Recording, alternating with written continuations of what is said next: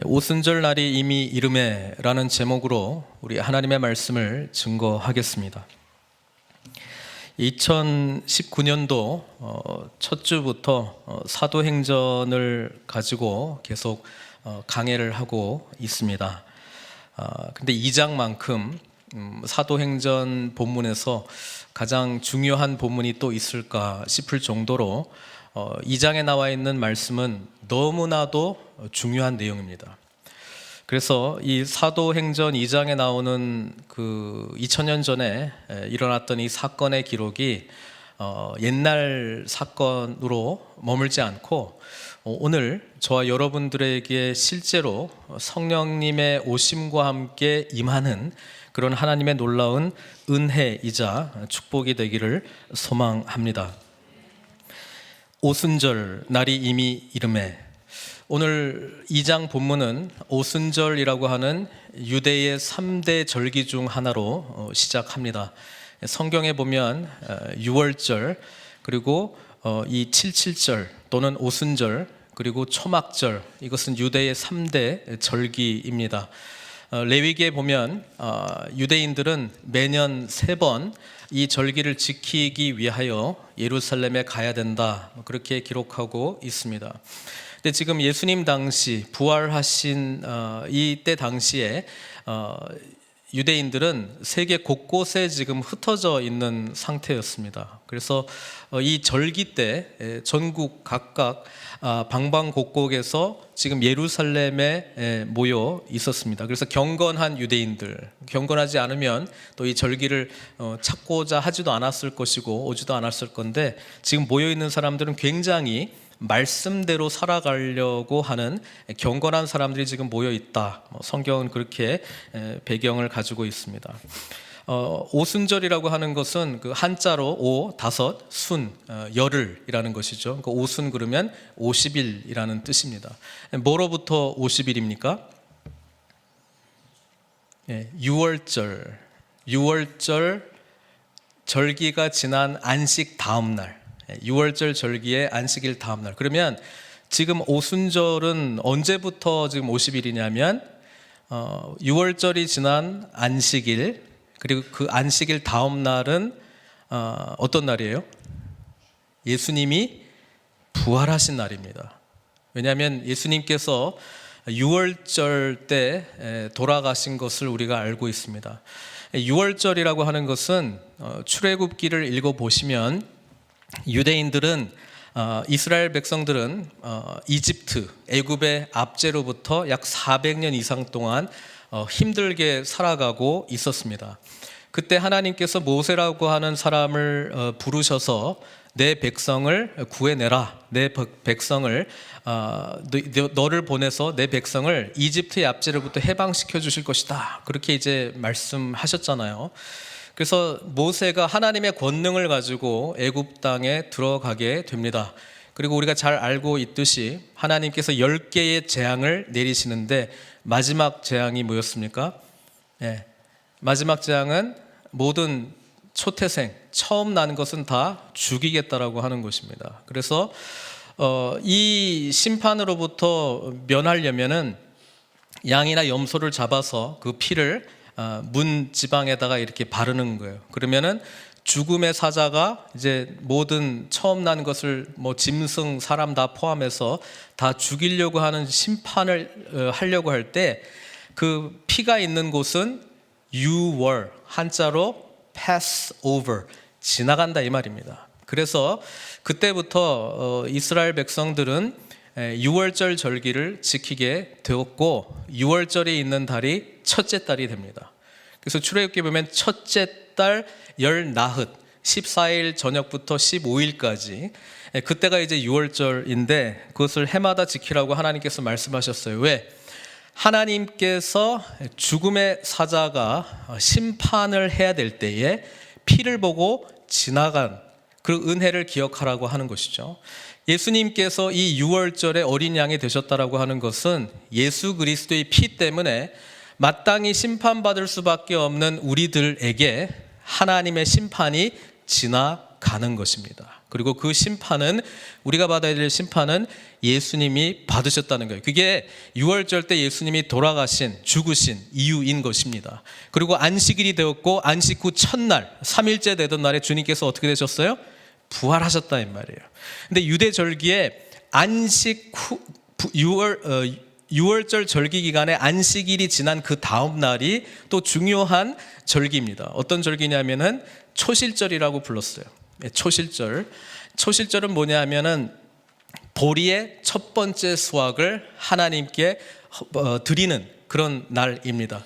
그래서 사도 바울이 예수님의 부활 사건을 보고 뭐라고 표현했냐면은 부활의 첫 열매라고 표현했던 게 바로 유월절 지난 안식 지난 첫째 날이 바로 그 초실절을 의미하는데, 그것이 바로 예수 그리스도의 부활을 의미하기 때문에 그렇습니다. 그래서 그때부터 초실절부터 7번의 그 주가 지난 그 안식일의 첫 번째 날, 제 말로 하니까 좀 헷갈리는데 레위기 한번 보겠습니다. 레위기 23장 15절에서 16절에 이렇게 기록하고 있습니다. 안식일 이튿날, 여기서 말하는 안식일 이튿날은 안식일 다음 날이죠. 그러니까 유월절이 지난 안식일 다음 날, 곧 너희가 요제로 곡식단을 가져온 날부터, 요제라고 하는 것은 하나님께 제물을 드릴 때에 이렇게 흔들어서 드리는 제물을 말합니다. 곡식단을 가져온 날부터 세워서 7 안식일의 수요를 채우고, 그러니까 7 안식일이니까 49일째 안식일 기준으로요. 그런데 7 안식일 이튿날, 그렇죠? 그러니까 안식일 다음 날이 되는 거죠. 그러니까 참 재밌어요. 7 안식일 이튿날까지 합하여 50일을 계수하여 새 소재를 여호와께 드리되, 그러니까 이때도 처음 거둔 곡식을 또 바칩니다. 근데 앞에서는 보리라면 지금 50일째 되는 날에 드리는 첫 번째 또 예물은 밀 수확입니다. 밀. 그러니까 앞에는 보리 수확이고 이거는 밀 수확. 그러니까 그때 드렸던 이 추수절기가 오순절이라고 하는 것이죠. 그러니까 재밌어요. 성경에 안식일을 거룩하게 지키는 게 있어요. 안식일 날 거룩한 성회로 모이기 시작하는 그런 절기들이 있는데, 안식일 다음 날 지키는 초실절, 그게 예수 그리스도의 부활하신 날과 딱 연결이 되고요. 그 다음에 그 6월절의 안식일에 7번, 그리고 그 7번의 다음 날, 그러니까 7번에 7에 7이니까 49 플러스 1, 50일째 되는 날이 또 안식일 다음 날이에요. 그렇죠? 그것은 오순절이 된다는 것입니다. 이때에 예수님께서 약속하신, 누가 오시는 거예요? 성령님이 오시는 거예요. 그래서 이 오순절의 성령님의 오심은 매우 중요한 사건입니다. 그래서 이 개념을 가지고 오늘 오순절의 의미를 좀 생각했으면 좋겠는데요. 다시 출애굽기로 돌아가서 6월절이 첫째 달로 하나님께서 유대력을 그렇게 만든 이유는, 이스라엘 백성들의 정체성은 애굽의 백성, 애굽의 종살이를 벗어나고 죽음으로부터 심판받아야 될 것을 면한, 그래서 6월절의 은혜를 경험한 자들이 하나님의 백성이 되는 거예요. 마찬가지로 우리가 신앙생활을 할 때 언제부터 주님과의 동행하는 시기가 시작됩니까? 예수 그리스도를 나의 구주로 고백한 때부터인데, 그때가 언제예요? 예수님이 나의 죄를 위해서 십자가에서 죽으셨다라고 하는 것을 인정하고, 나는 죄인입니다 인정하고 예수님이 나의 죄를 대신해서 죽으셨다라고 하는 것을 고백할 때, 그때부터 우리가 예수님을 영접했다라고 하는 표현을 쓰잖아요. 그때부터 우리가 시작이 되는 거예요. 근데 그때 1월 15일 기점으로 해서 하나님께서 모세를 통해서 이스라엘 백성들을 출애굽하고 시내산, 모세가 하나님을 만났던 시내산, 모세가 하나님으로부터 십계명을 받는 그 시내산 때까지는 어느 정도 기간이 걸렸느냐? 출애굽기 19장을 보면은 3월에 도착했다고 되어 있습니다. 여러분, 1월 15일에서 3월이면 날짜가 어느 정도 되는 거죠? 한 45일 되는 거예요. 한 달 치고 45일 정도 되는 거예요. 그때 하나님께서 모세에게 말씀하십니다. 너희들과 내가 언약을 맺겠다. 그래서 3일 동안 준비하라고 이렇게 이야기를 해요. 그래서 3일 동안 백성들이 다 준비를 하고요. 그다음 모세가 산에 올라가게 됩니다. 그때 하나님께서 강림하십니다. 강림하실 때 오늘 지금 오순절에서 일어났던 사건들과 비슷한 현상들이 나타납니다. 소리가, 엄청난 소리가 일어나기 시작하고요. 또 불, 연기 이런 것들이 막 임하기 시작하고, 그 다음에 하나님의 음성이 이제 들려지는 사건들이 나타나기 시작하는데, 지금 오순절에서도 이 유사한 사건들이 일어났죠. 오늘도 보니까 소리가 있는데 급하고 강한 바람 같은 소리가 임합니다. 또 뭔가 보이긴 보이는데 불처럼 갈라지는 혀 같은 것들이 보이기 시작합니다. 그리고 여기서는 하나님의 음성이 아니라 하나님의 음성 말씀이 누구를 통해서요? 지금 여기 있는 이 공동체를 통해서 퍼져나가는 놀라운 하나님의 음성이 들립니다. 그래서 지금 이 오순절에 일어났던 사건은 마치 유월절 절기를 지냈던 이스라엘 백성들이 한 50일째 되는 날에 하나님으로부터 말씀, 십계명을 받았던 그 사건과 연결이 됩니다. 그래서 랍비들은 이 오순절의 의미가, 또 다른 의미가 바로 율법을 하나님으로부터 받은 날이라고 그들은 이 오순절의 의미를 부여하고 있는 것이죠.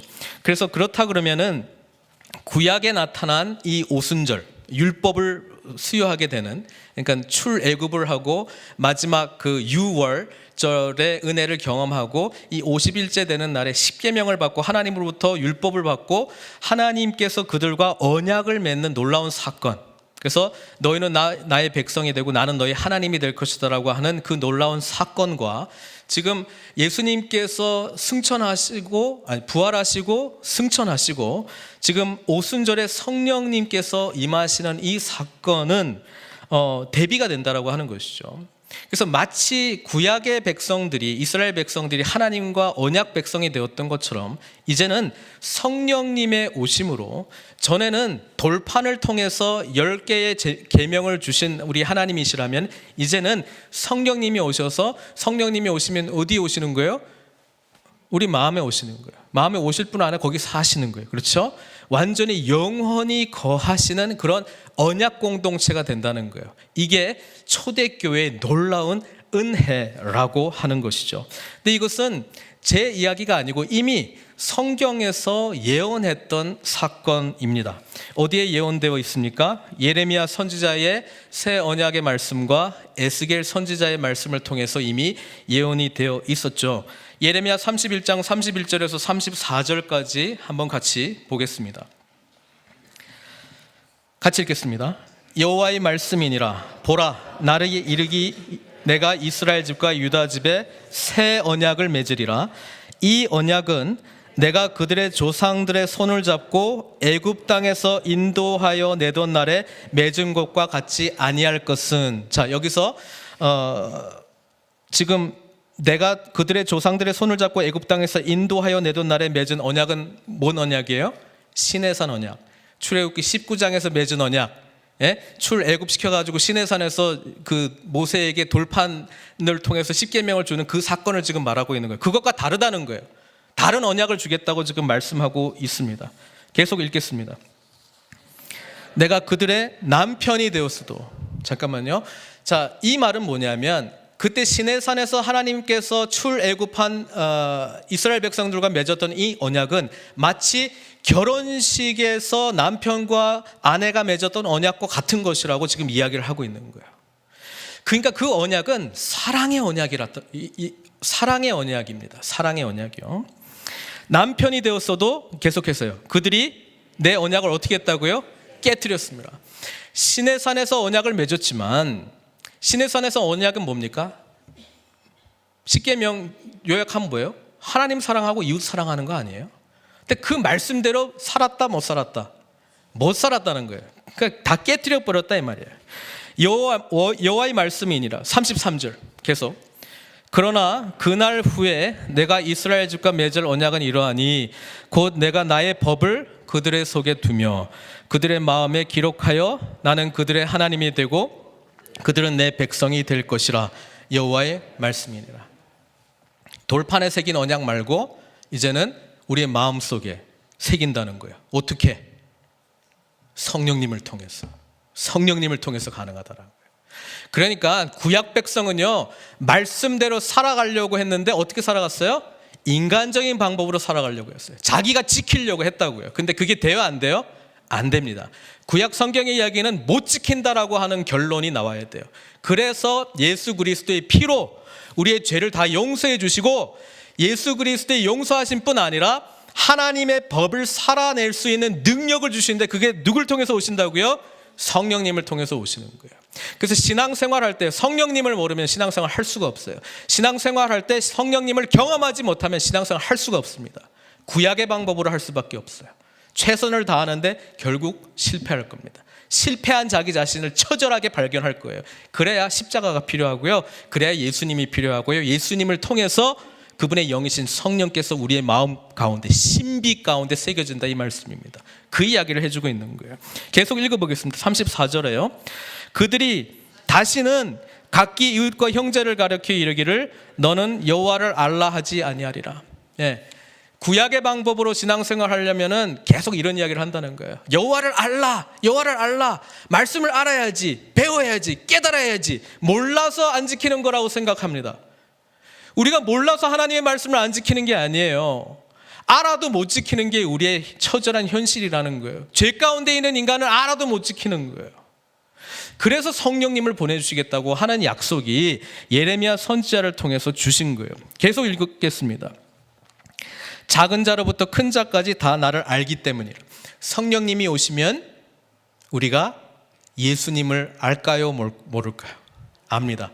하나님의 뜻을 분명히 알까요, 모를까요? 분명히 압니다. 왜? 성령께서 오시면 너희가 모든 것을 깨달으리라고 주님께서 말씀하셨습니다. 성령께서 오시면 또 이 하나님의 율법의 요구대로 살아갈 수 있는 권능도 주시리라, 그렇게 말씀하셨어요.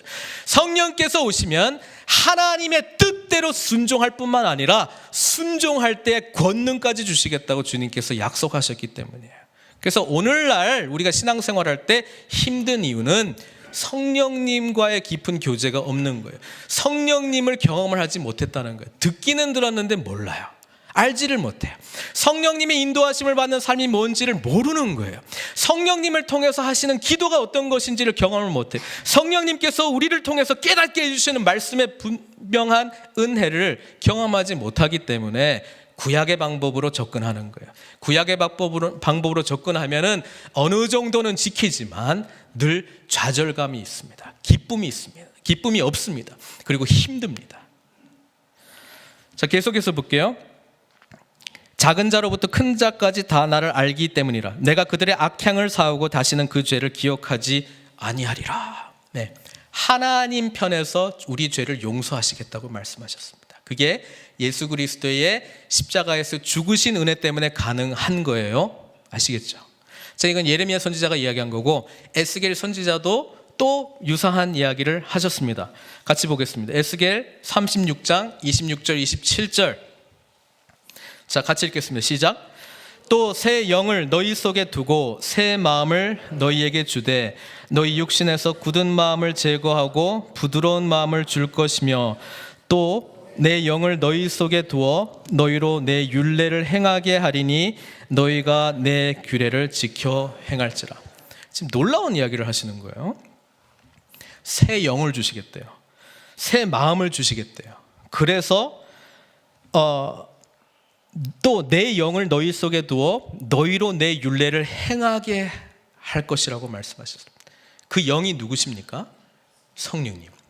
그래서 우리가 하나님의 말씀을 어떻게 지키는 거예요? 성령님의 능력 때문에 지킬 수 있는 거예요. 그러면 그거 지켰다면은 뭐 자랑할 게 있어요, 없어요? 없어요. 지켰다고 자랑할 게 없어요. 왜냐하면 성령님께서 우리로 하여금 지키게 해주셨기 때문에 그래요. 그러면 그 사실이 진짜 믿어지면 우리는 어떤 마음밖에 없냐면 감사와 찬송밖에 없는 거예요. 그렇죠? 네. 그러니까 옆에 있는 분에게 바라보면서 저렇게 못 지키니, 왜 안 되니, 이게 중요한 게 아니에요. 못 지켜요. 지킬 수 있다고 가정하는 것 자체가 웃긴 가정이에요. 못 지키기 때문에 죄인됨을 깨닫는 게 중요한 거예요. 하나님 앞에서 나는 죄인이라고 하는 사실을 철저하게 깨달아야 십자가의 능력이 우리 심령 가운데 놀라운 은혜의 사건으로 역사하기 시작합니다. 그 다음부터 내가 살아가고 반응하는 것은 전적으로 하나님의 은혜이지 나로 하여금 나온 것이 아니기 때문에 자랑할 것이 없어요. 그래서 옆에 있는 사람이 잘 지키지 못하면 어떤 마음이 들까요? 불쌍히 여기는 마음, 긍휼히 여기는 마음, 애통하는 마음을 느껴요. 반면에 내가 지켰다라고 하는 사람은 바라보면서 못 지키잖아요. 판단하는 마음밖에 없습니다. 저 인간은 왜 저래? 그거밖에 안 보여요. 그러나 전적으로 하나님의 은혜로 된 자는 주님의 은혜를 만나야 될 텐데, 하나님을 경험해야 될 텐데, 예수님을 만나야 될 텐데, 성령님의 놀라운 은혜를 경험해야 될 텐데 너무 안타깝다. 그런 마음이 드는 거예요. 그게 바로 주님의 마음이셨어요. 주님이 우리 무지한 자들을 바라보면서 너무 불쌍하게 보셨어요. 십자가에 못 박혀 죽어 가시는데도 저들을 용서하여 주시옵소서. 여러분, 그게 인간의 마음에서 나올 수 있는 게 아니에요. 사랑하기 때문에 저들 안에서는 스스로 구원할 수 있는 능력이 없다는 것을 깨달은 주님께서 지적하시는 거 아니에요. 저들은 저들이 하는 일을 알지 못합니다. 용서하여 주십시오. 은혜를 베풀어 주십시오. 사랑해 주십시오. 이 마음을 성령님의 충만한 은혜 가운데 살아가는 자는 받게 된다는 거예요. 그 눈으로 바라보면서 기도하고 기다리고 오래 참고 섬기고 그렇게 할 수 있는 거예요. 다시 돌아와서요, 에스겔서와 예레미야 선지자를 통해서 약속하신 그것이 오순절날 성령님께서 오신 놀라운 사건이라고 하는 사실입니다. 이때 성령이 충만한 은혜를 경험했던 이 120명이 되는 사람들, 그렇죠? 그들은 갑자기 뭘 하기 시작했어요? 다른 언어들로 말하기 시작하니라. 이것을 우리가 방언이라고 말을 하는데, 사도 바울이 쓴 편지들에 보면은 방언의 은사가 있어요, 없어요? 근데 여기서의 방언하고는 조금 차이가 있습니다. 왜냐하면 사도 바울이 여러 은사들을 이야기했을 때 이 방언을 할 때 옆에 사람이 알아들어요, 못 알아들어요? 못 알아듣습니다. 그래서 누가 필요합니까? 통변하는 은사를 받은 사람이 필요합니다. 그래서 공중 예배에서는 가능한 한 할 거면 좀 순서대로 하고 질서대로 하고, 그리고 방언보다는 예언을 하라. 예언은 하나님의 뜻이 이것입니다라고 말해주는 거니까 그게 더 유익하다. 뭐 이런 이야기를 합니다. 근데 여기서의 방언은 모든 사람들이 알아들어요, 못 알아들어요? 다 알아들습니다. 다 분명하게 알아들습니다. 그래서 여기서의 방언의 사건은 이 공식으로 끌고 가지 않았으면 좋겠습니다. 성령 받으면 방언한다. 성령 받으면 방언한다. 성령 받으면 방언할 수 있어요. 그러나 지금 2장에서 이야기하고 있는 이 방언은 못 알아듣는 방언이 아니고 모든 사람이 분명히 알아듣는 방언이고요. 이 방언의 내용은 하나님께서 우리에게 행하신 놀라운 일들에 대한 증언의 메시지였습니다. 그래서 여기에 메데, 바데인, 엘라민, 메소포타미아, 유다 15개의 종족 그룹이 나오는데요. 그들이 전부 다 알아들었어요, 못 알아들었어요? 분명하게 알아들었습니다. 그래서 여기서 하는 방언은 좀 다른 의미에서의 방언입니다. 어떤 방언입니까?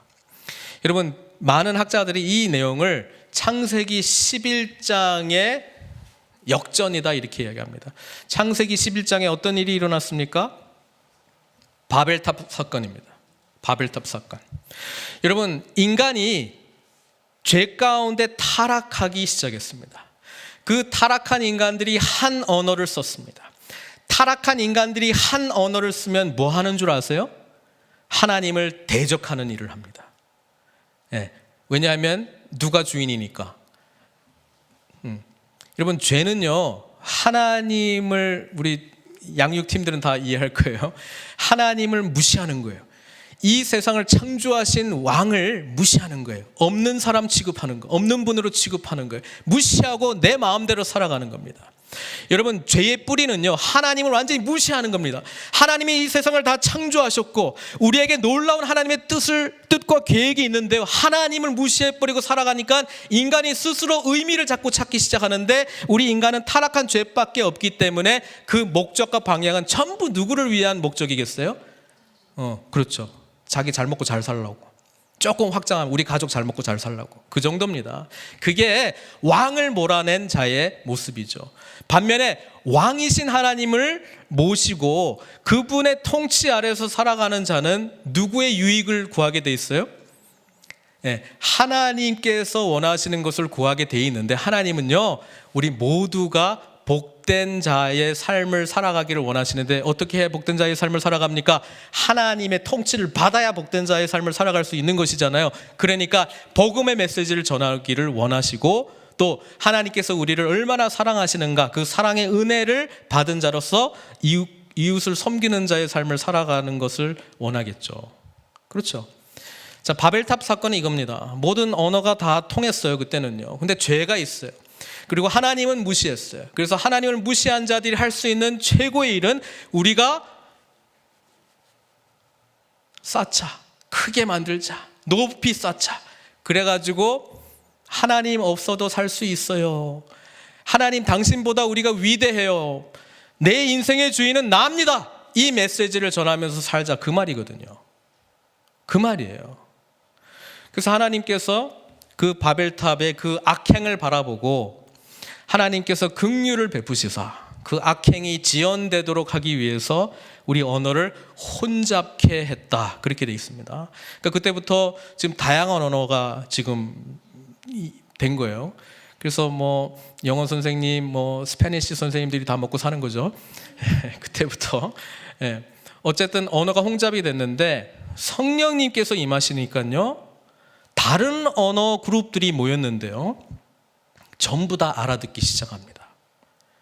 그리고 그 메시지는 하나님께로 돌아오게 하는 놀라운 은혜와 회복의 메시지였습니다. 저는 이 2장에 나오는 모습을 보면서요, 첫 교회 공동체부터 성령 충만하게 되면 마음을 합해서 성령 안에서 일치된 마음으로 동일한 메시지를 전하게 될 것이다. 그 메시지는 온 세상 인류를 향한 구원과 회복의 메시지를 증거하게 될 것이다. 그래서 초대교회 이 공동체를 보면은요, 처음부터가 선교적인 교회였습니다. 그렇죠. 왜? 성령님이 오시면 1장 8절의 약속이 뭐였어요? 우리 주님께서 약속하신 게, 오직 성령이 너희에게 임하시면 너희가 권능을 받고, 성령님이 오시면 그냥 기분 좋아질 거야, 이 정도 수준이 아니고요, 힘든 일들이 다 없어질 거야, 이 수준이 아니고, 아픈 병이 치유될 거야, 이 수준이 아니고, 너의 문제가 해결될 거야, 이 수준이 아니고, 권능을 받고 예수님이 하셨던 사역을 이제 너희들도 똑같이 하게 될 거야. 권능을 받고 땅끝까지 이르러 내 증인의 삶을 살게 될 것이고, 가는 곳곳마다 주님의 나라가 세워져 갈 것이다.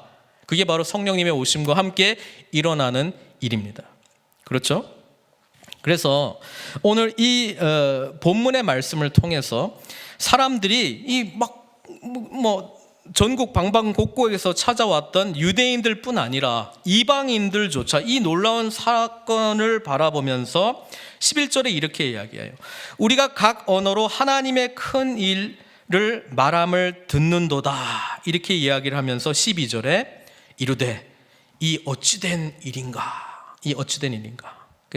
다음 주에 이 어찌된 일인가에 대해서 베드로의 설교가 아주 구구절절히 하나님의 약속의 성취로서의 메시지, 그리고 그것의 주인공이신 주님, 그리고 주님께서 승천하심으로 말미암아 우리에게 주신 성령님의 오심의 의미를 분명하게 말씀드릴 건데요, 제가 간단하게 요약하면 이렇습니다.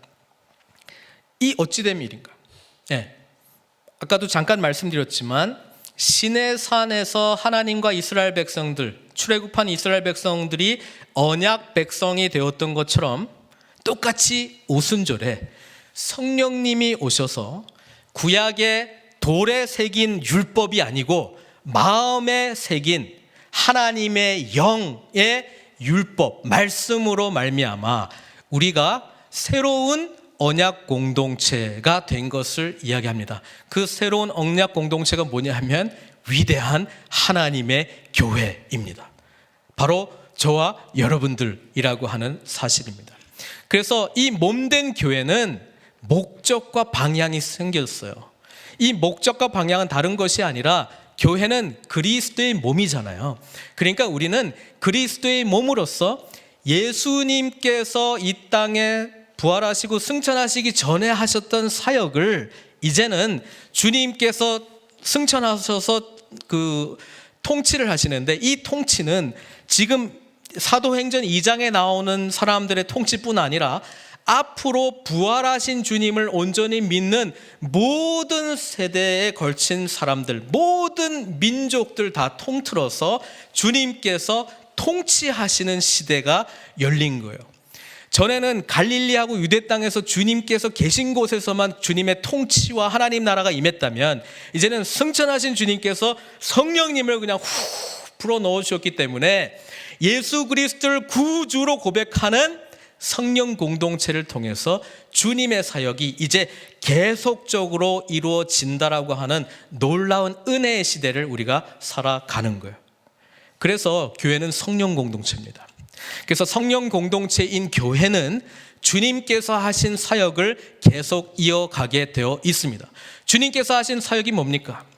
가르치시고 치유하시고 천국 복음을 전하는 사역입니다. 이 세 가지가 주님께서 하신 사역인데요, 그 사역을 통해서 하나님의 나라가 왕성해진다라고 하는 것입니다.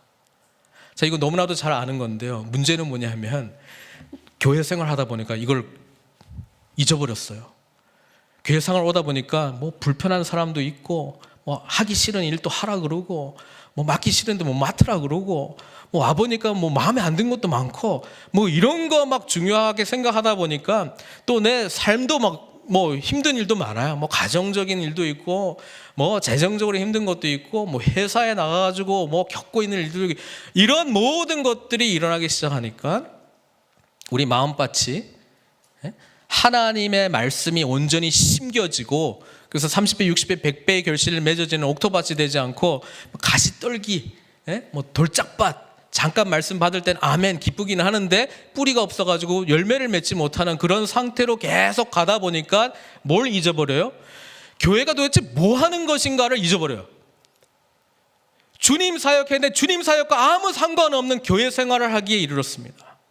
매주 주일날 예수님을 만나겠다고 나오긴 나오는데, 주일날 한 일을 가지고 주님과의 유일한 관계, 만남, 일이라고 규정 내려버리고요, 나머지 삶은 또 그냥 내가 주인이 되는 삶으로, 주님은 잠깐 계십시오, 제가 알아서 살게요, 감사하면 감사하고 아니면은 뭐 아니라고 하고 도와달라고 이렇게 이야기하는 걸로 우리의 삶이 좀 바뀌어버렸습니다. 우리가 늘 사도행전 2장으로 꼭 돌아가야 될 이유는요, 이것이 교회의 본질이기 때문에 그렇습니다. 예수님의 통치의 역사는 성령 시대로 오면서요, 이제는 어느 시대, 어느 공간, 어느 민족을 통해서 예수 그리스도를 나의 구주로 고백한 자들, 그리고 예수의 이름에 권세를 믿고 그 이름에 힘입어 치유와 가르침과 복음 전파를 하는 자들에게 주님의 나라가 왕성하게 세워져 간다, 이 말입니다. 그래서 믿음의 교회는요, 그런 사람들 자꾸 키워내야 돼요. 그런 가치관을 가진 사람들을 자꾸 훈련시켜야 되는 거예요. 그래서 올해 더더욱이나 중요하게 제가 보는 것은, 여러분, 양육을 하시든지 양육의 관계로 훈련을 받으신 둘 중 하나 선택하십시오. 거기에서 성장하지 못하면, 성숙하지 못하면 성령께서 우리를 통해서 하시고자 하는 것과 뭐 알기는 아는데 별개의 삶을 살아갈 가능성이 많이 있고요, 교회 생활은 하지만 성령 공동체로서의 선교적 비전을 품은, 하나님 나라의 비전을 품은 그런 놀라운 은혜를 충만하게 경험하지 못할 수도 있습니다. 그렇게 되면요, 교회 생활, 예배 생활, 신앙 생활이 그렇게 권능 있는 능력의 삶이 될 수가 없습니다. 왜냐하면 하나님 나라의 일과 상관없는 신앙생활이라고 하는 것이 존재할 수 없는데요, 굳이 그것을 어떻게 잘 양육을 하게 되면 이런 신앙생활이 되는 거죠. 나의 유익을 위해서 예수 믿는 거예요. 나의 유익을 위해서 공동체를 선택을 하는 거예요. 나의 유익과 경험을 위해서 하나님 나라와 관련된 일을 선택하는 거예요. 근데 그 모든 핵심은 내가 다 알아서 하는 겁니다. 내가 컨트롤, 내가 주도하고 있는 것입니다.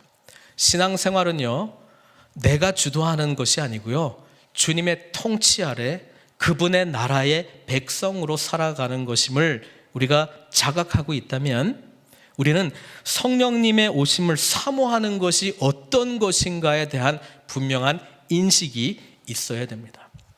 제가 기도하고 있는 것은 우리 교회가 복음 중심의, 그것도 하나님 나라 복음 중심의 선교적 제자 공동체로 가는 것은요, 다른 것이 아니라 사도행전에서 그려지고 있는, 보여지고 있는 이 성령 공동체의 모습을 우리가 닮아가고자 함입니다. 여러분, 2000년 전에 이 사건은 그냥 그때 그랬는가 보다, 놀라운 일이 일어나는 것보다 그거 읽으라고 우리한테 성경책이 주어진 것이 아니고요, 오늘 이 세상을 살아갈 동안에 그리스도를 진정으로 나의 구주로 고백했다면, 성령께서 우리 안에 내주하고 계신다는 것을 진정으로 믿는다면, 성령 충만한 삶을 살아가기를 소망한다면, 권능 가운데 있는 그 삶의 의미를 진정으로 깨달은다면, 우리는 이 사도행전에서 나타나고 있는 일들은 바로 저와 여러분들이 살고 있는 이 공동체 가운데서도 동일하게 나타나야 될 줄로 믿습니다. 그 소망으로 이 말씀을 전하고 있고요, 이 말씀을 전하면서 바로 우리가 사도행전 2장의 놀라운 은혜를 경험하는 교회가 되기를 소망하고요, 그러면서 주님 오시는 그날까지 우리가 품어야 될 비전이 뭐겠습니까? 우리가 궁극적으로 취해야 될 것이 무엇입니까? 이미 2장에 방방곡곡에서 몰려든 경건한 유대인과 이방인들이 하나님의 놀라운 메시지를 받고 그리스도를 온전히 구주로 고백한, 우리 조금 있다가 베드로 설교 듣고 3,000명이나 이렇게 모이잖아요. 그러니까 그것이 점점 왕성해져 가서 나중에 주님께서 재림하실 때는요, 우리는 이 비전을 품고 있는 것이죠. 그게 바로 계시록 7장에 그려지고 있는, 우리가 비전 찬양으로도 잘 알고 있는 이 그림이죠. 계시록 7장 9절 10절입니다. 마지막 때에 주님께서 도래하시는 그 놀라운 은혜를 바라보면서 사도 요한은 이렇게 고백하고 있습니다. 이 일 후에 내가 보니 각 나라와 족속, 백성과 방언에서 아무도 능히 셀 수 없는 큰 무리가 나와 흰 옷을 입고, 흰 옷을 입었다라고 하는 것은 의롭게 됐다라고 하는 것이죠. 손에 종려가지를 들고 보좌 앞과 어린 양 앞에 서서 큰 소리로 외쳐 이르되 구원하심이 보좌에 앉으신 우리 하나님과 어린 양께 있도다.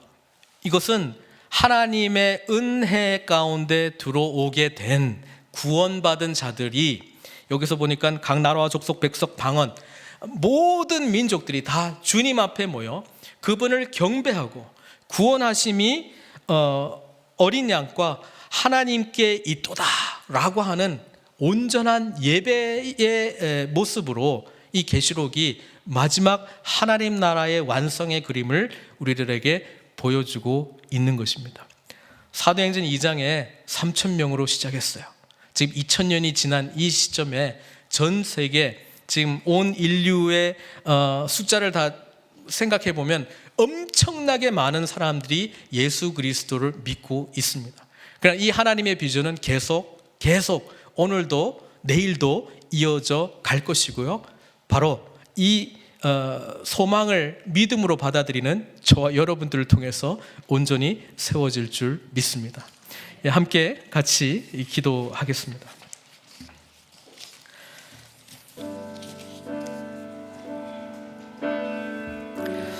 함께 좀 기도했으면 좋겠습니다. 여러분, 성령님의 오심을 사모하십시오. 그리고 주님께서 왜 승천하셔서 하나님 나라, 하나님 보좌 우편에 계신지를 잘 기억하십시오. 여러분, 우리 모두 다 성령 받은 사람들입니다. 그렇다면 성령의 권능을 통해서 주님 나라 함께 꿈꾸고 세워나가야 되지 않겠습니까? 그러자니 성령께서 인도하시는 삶을 살아야 되고요, 여러분, 이 성령께서 인도하시는 삶을 어디서 경험했습니까? 함께 합심해서 한 마음으로 기도하는 믿음의 공동체를 통해서 그것이 이루어졌다라고 하는 것을 생각해 보면 그 공동체를 우리가 또 사모해야 됩니다. 가정에서든 목장에서든 우리 교회 지체들을 만날 때든 여러분 성령님께서 오시는 것을 늘 사모하시고요. 그래서 우리 삶에 성령님이 주도하시고 성령님의 권능을 가지고 주님의 말씀대로 살아내는, 그래서 하나님의 나라가 곳곳에서 이루어지는 그 은혜 가운데 함께 쓰임받기를 원합니다. 이 기도 주님께 올려드리도록 하겠습니다. 함께 기도하시겠습니다. 하나님, 우리를 얼마나 사랑하셨으면 죄 가운데 죽을 수밖에 없었는데 하늘 영광 가르시고 인간의 몸을 입고 이 땅 가운데 오셨습니까? 그것도 감사한데 우리에게 하나님 나라 복음의 메시지를 늘 가르쳐 주셨고, 그것도 감사한데 우리의 연약한 부분들을 치유해 주셨습니다. 그것도 감사한데 어찌 영원히 죽을 수밖에 없는 저희들을 대신하여 주님께서 십자가의 길을 걸어가셨습니까? 그것도 감사한데 주님께서 부활하셔서 부활 생명체의 은혜를, 생명의 은혜를 우리에게 보여주신 것 너무너무 감사합니다. 그것도 감사한데 주님께서 승천하셔서 하늘과 땅의 모든 권세를 가지시고 예수 이름으로 기도하는 모든 자에게 그 놀라운 은혜를 베풀어 주셨나이까? 그것도 감사한데 주님께서 그리스도의 영이신 성령님을 우리 가운데 보내주셔서 주님과 함께 왕노릇하기를, 이 땅 가운데 주님 나라를 꿈꾸며 살아가기를 주님의 놀라운 권능을 우리에게 부여해 주셨사옵나이까? 이 복음의 놀라운 은혜를 붙들고 주님 다시 오실 날을 소망하면서 작은 발걸음이라도 주님의 통치를 일궈내는 가정에서나 직장에서나 교회에서나 어디에서나 주님의 통치를 이루어 나가는 자로 사용되게 하여 주시옵소서. 예수님의 귀하신 이름으로 기도드리옵나이다.